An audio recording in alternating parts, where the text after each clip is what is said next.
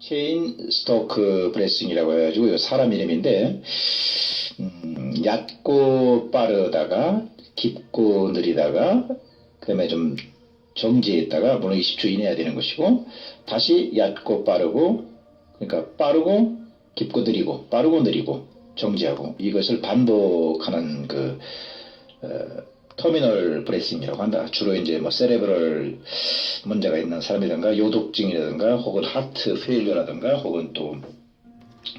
그 CO2 감수성이 상당히 떨어진 경우에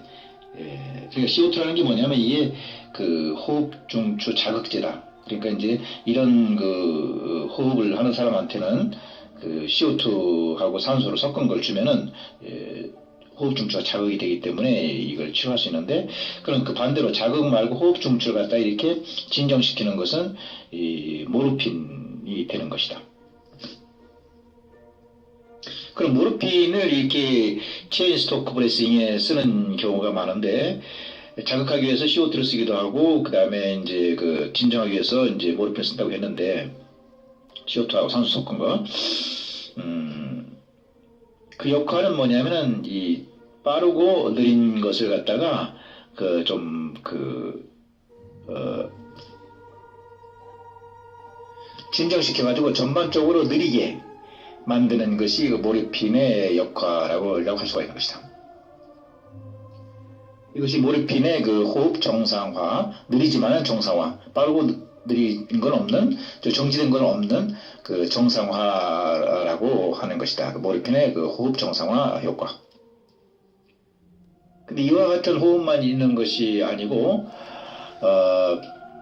그 하트 페일리어가 있을 때는 이것이 이제 펄머너리 쪽에 그 압력이 높아가지고 이것이 삼출물 이런 것이 이제 그 엘뷸러 쪽으로 기관지 쪽으로 가가지고 상당히 그 마른 기침을 하는데 가래는 그 블러디 스푸툼 그러니까 그래가지고 이것이 그 숨을 쉴 때 코 고는 소리를 하다가 무호흡하는 그런 체인 스토크 브레싱도 있다. 이렇게 갈색 스푸툼이 있고 코 고는 호흡을 하다가 잠시 또 뭐 한 20초 이내에 그 무호흡을 하고 이런 그 체인 스토크 브레싱에도 모르핀이 그 호흡의 정상화를 쓰일 수 있는 것이다. 이런 호흡을 하는 사람은 이제 하트 페일리어로서 그 특징이 혈압이 떨어지고 그 다음에 하트레이트는 올라가고 그 다음에 디스프니아가 심하고 기자호흡 해가지고 그 앉아서 잠을 자야 되고 누우면은 더 잠자기 힘든 사람 또 잠들고 나서 한두 시간 지난 다음에 갑자기 물에 빠진 것 같은 느낌을 들어서 벌떡 깨가지고 이런 코건 호흡과 무호흡을 반복하는 사람한테의 모르핀을 쓰면은 모르핀이 이제 그 베이소딜레이터다. 그러니까 이것이 뭐 물론 이제 CNS에 작용해가지고 그 진통 자체를 못 느끼게 하는 것도 있지만은 그 베이소딜레이터이기 때문에 혈압을 더 떨어뜨린다. 그리고 하트레이트도 떨어뜨리고 호흡도 떨어뜨린다. 그러니까 여기서 이제 그 컨제스티브 하트 페일리어인 블러드 BP를 떨어뜨리고 하트레이트를 올리고 하는 데에서 그 BP 떨어뜨리는 것과 그리고 컨제스티브 하트의 BP 떨어뜨리는 것과 그 모르핀의 그 혈압 떨어뜨리는 것은 중복돼가지고 혈압을 더 떨어뜨릴 수는 있지만은 하트레이트는 오히려 줄일 수가 있는 것이고 가장 긍정적인 것은 이러한 그 체인 스토크 브레싱을 억제하기 위해서 치료하기 위해서 모르핀을 쓰는 것이다. 그 약물이라는 것은 그 병에 또 해로운 면도 있고 좋은 면도 있을 때 좋은 면이 크면은 그 약을 사용하는 것이다. 이것이 약의 그 좋은 면과 나쁜 면. 그러니까 이 약을 썼을 때 이 질병에 대해서 그 살리는 면이 클 때는 쓰는 것이고 더 악화되는 면이 클 때는 쓸 수 없는 것이다.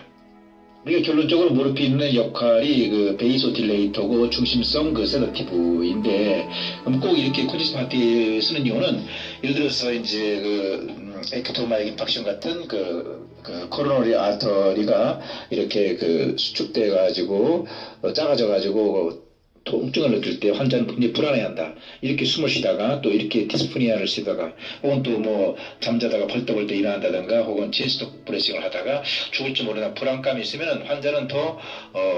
병이 악화되기 때문에 절대 안정이 필요한 것이다. 왜냐하면 이 컨디션 하트 페일리어는 이 계단도 못 올라가는 그렇게 활동 많이 하면 안 되고 안정을 취해야 되는 환자이기 때문에 안정을 하기 위해서는 제일 처음에 디스프니아를 막기 위해서 산소를 주면서 동시에 환자를 안정시켜야 되기 때문에 몰핀을 투여하는데 몰핀을 투여하기 전에 통증이 있다고 하면 체스트 페인이 있다고 하면 니트로그레세를 먼저 써보는 것이 좋은 방법이라고 할 수가 있다.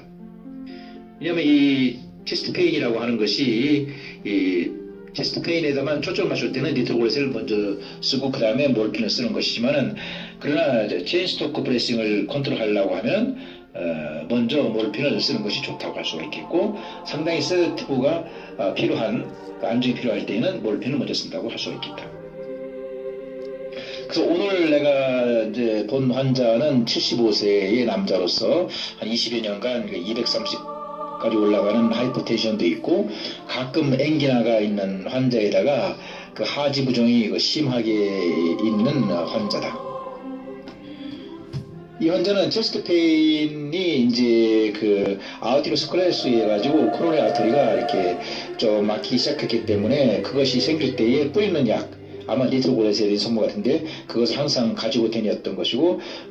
그러나 이제 니트로그레세린을 타블렛을 처방받지는 않았다. 그걸로 봐서 이렇게 그 아테로스클레로스 코로나 아터리가 심한 것 같지는 않지만은 만일 대비해서 혈전이 생길 걸 대비해 가지고 아스피린은 저녁에 그 100ml를 먹고 있으면서 동시에 혈압을 떨어뜨리기 위해서 저녁 때 먹는 것에 또 아물로디핀도 그러니까 저녁 때 먹는 것이지 이렇게 처방이 되었을 있었다. 여기서 아물로디핀은 이 사람이 230까지 올라가는 고혈압인 걸 대비해 가지고 혈압을 떨어뜨리는 베이소딜레이터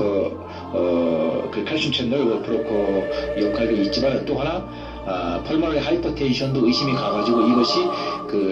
이거 아물로디핀이 들어감으로써 그 펄모너리 아터리의 그 엣지 쪽에 있는 아터리를 확장시켜서 그 레프트 아티리움과 레프트 벤트리클로 돌아오는 혈류량을 많게 해서 전반적으로 그 블러드 프레셔를 갖다 올려줄 수 있는 그러한 약으로도 판단이 된 것이다. 두 가지 효과, 혈압을 이렇게 떨어뜨리기도 하고 동시에 또 혈류량도 많게 해서 또 혈압도 이렇게 올려주는 그런 상반되지만 두 가지 역할을 하는 것으로 볼 수가 있겠다. 근데 이 사람은 혈압을 떨어뜨리기 위해서 또다시 아침에도 혈압약을 에날라프릴을 해가지고 엔지오텐신 컨버팅 엔자임 이니비터를 쓰는 것이고, 근데 이 사람한테는 또 이것을 주면서 동시에 이제 환자한테 당부하기를 비상시에는 혈압이 너무 올라갔다고 판단될 때는 머리가 아프고 어지러울 때는 이제 카토프릴을 드세요 라면서 이런 그 비상약으로도 카토프릴을 또 처방해 주었던 것 같다. 그러면서 이제 오전에는 그렇게 이제 그 약을 두 가지 먹는데 이 에날라프릴하고 또 하나 먹는 것이 뭐냐면은 베타1 실렉티브 브로커 비소프로놀, 그러니까 그 약을 갖다가 그러니까 두 알을 줬던 것이다. 그러니까 하나는 A그룹이면서 동시에 상비약을 카토프릴을 줬고, A그룹 약은 에날라프릴, 그 다음에 상비약은 카토프릴. 거기에다가 이제 그 B그룹인 그 베타1 그 실렉티브 브로커인 비소프로놀 1T를 오전에 먹고, 오후에는 아물로디핀에다가 그 다음에 이제 아스피린을 줬던 것이다. 그리고 이제 그 이뇨제는 주지 않았는데, 내 생각에는 그 혈압 저하가 심하지 않다면 이뇨제도 두는 것도 좋다고 생각된다. 물론 이제 크로닉 레닐 페일리어 같은 것이 있을 때에는 포타슘이 높기 때문에 다티라를 쓰고, 보통 사람들은 이 포타슘이 그 손실이 있고 또 이뇨제 있고 그다음에 혈압을 이렇게 물을 흡수하는 경향이 많기 때문에 노인들 같은 경우는 그 이뇨제 손실이 없는 스피루라토를 하면서 이뇨제를 시키는 것을 쓰는 것이 좋다는 생각이 든다. 여기서 이제 컨시스tent 하트 페일리어의 특징인 혈압도 떨어지고 하트레이트도 올라가고 그 보상적으로 디스프니아가 있고 밤에 이제 오르토페니아 앉아서 잠을 자다가 또 잠자다가 뭐 갑자기 턱 일어나가지고 물에 빠진 것 같이 그러한 느낌이 들었다는 거 이런 환자들을 어떻게 치료하냐면 우선 이런 환자는 디스프니아가 심하기 때문에 산소를 줘야 된다. 그러면 이제 펄모너리 아터리 같은데 혈압도 이렇게 이렇게 기관도 확장시켜가지고 호흡, 숨쉬는도 좀 이렇게 더 도움이 되는 것이고 산소를 주고 동시에 이제 체스트 페인이 심하다고 할 때는 환자가 불안할지 모르니까 니트로글리센을 갖다 준 다음에 안 되면 모르핀을 줘야 되는 것이다. 그러니까 니트로글리센 순수하게 이제 체스트 페인을 없애면서 그 베이소 딜레이터가 되는 것이고 모르핀은 베노딜레이터다. 정맥을 확장되는 것이고 니트로글리센은 베이소딜레이터에서 동정맥을 다 확장시키는 것 같다. 그 다음에 이제 그 체스트 페인이 니트로글리센도 안 될 때에는 그 모르핀을 줘가지고 중심성으로다가 세데이션 시키면서 동시에 이제 베노딜레이터를 시켜가지고 아까 말했듯이 베노딜레이터시면 하트레이트도 떨어지고 레스피레이션 레이트도 떨어지니까 그 컨시스tent 하트 페일리어의 그 일부 증세를 없애지만은 혈압을 너무 떨어뜨릴 수가 있으니까 그거에 대해서는 조심하고 모르핀을 줬을 때 무호흡이 또 이렇게 숨쉬는 게 너무 느릴 수 있으니까 이런 데에는 너무 느리면은 이때는 이제 방법은 CO2라든가 산소를 합한 걸 갖다가 써도 그 호흡이 회복이 안 될 때 그러니까 CO2는 중추 자극인데 그럴 때는 이제 벤틸레이터 그 인공호흡기를 써야 되는데 인공호흡기를 써더라도 들어간 공기가 안 빠져나오는 것이 요새 그 많이 그 문제가 된 그 가습기에 해가지고 그 엘빌로 쪽이 이런 데가 파이브로시 돼가지고 벤틸레이터로 해가지고 공기가 들어가면 이것이 밖으로 나와야 되는데 안 나온 공기가 뭐 세포 그러니까 이제 폐포로 해가지고 다시 늑막 쪽으로 이렇게 들어가지고 기흉이 되는 그래가지고 이제 결국 사망하게 되는 그러한 것을 우리가 봤던 것이다. 그런 거에 대한 조심을 해야 되는 것이고 그래서 이제 컨시스tent 하트 페일리어에서 제일 처음에 산소를 썼고 그 다음에 안정을 시키기 위해서 두 가지 안정이 나쁜 것이 이제 니트로글리센과 모르핀을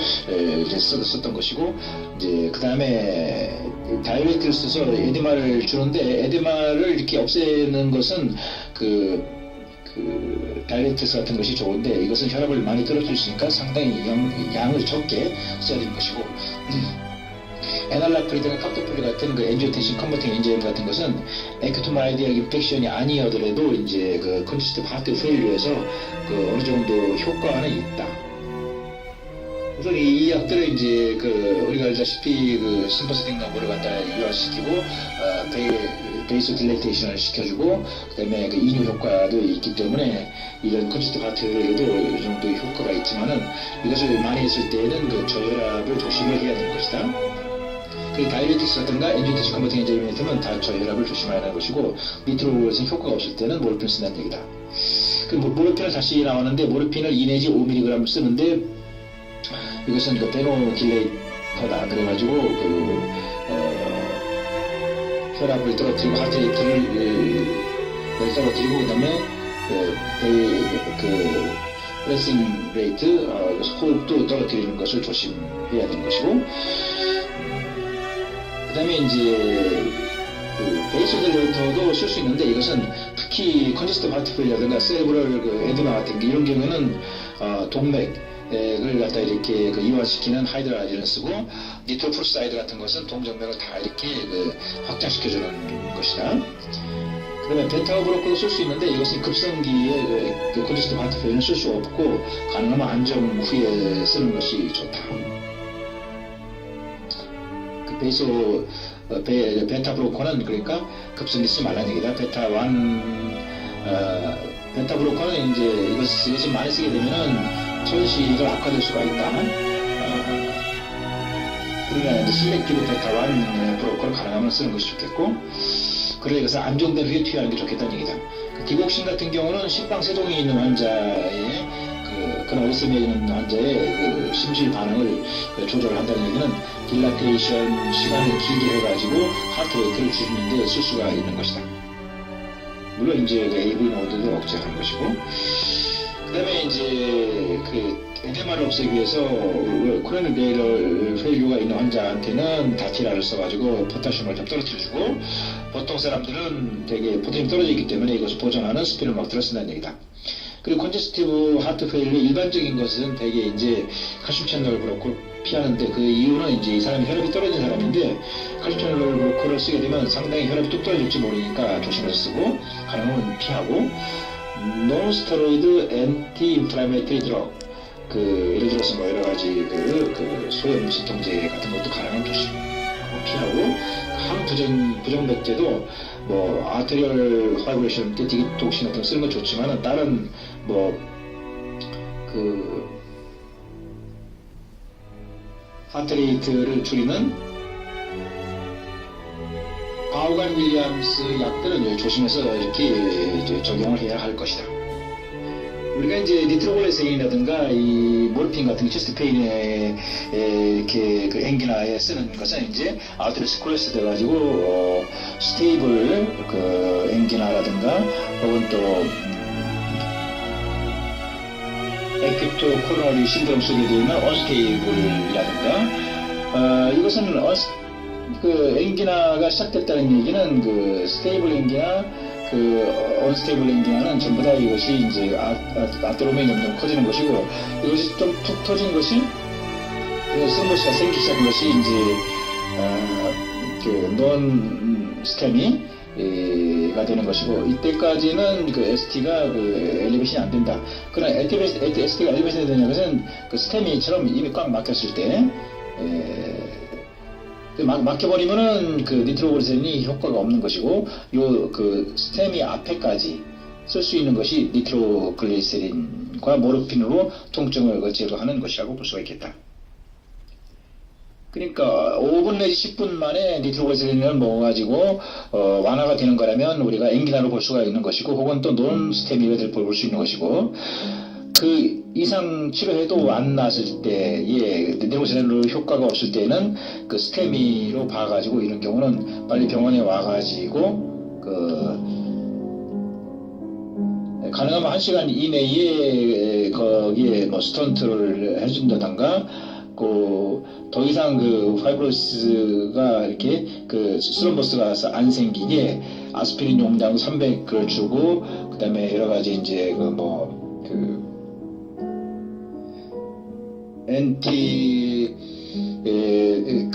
코아길런트라든가 엔티 스트롬보틱 약을 갖다가 투여한다든가, 혹은 또 스트롬보스를 녹이는 약을 투여한다든가, 혹은 또 뭐 이렇게 하트를 좀 이렇게 로드를 줄여주는 여러 가지 산소를 투여한다든가, 혹은 또 좀 냉동시킨다든가 릴렉스하게 시키는 어떤 베타 브로커 이런 걸 써야 되는 것이다.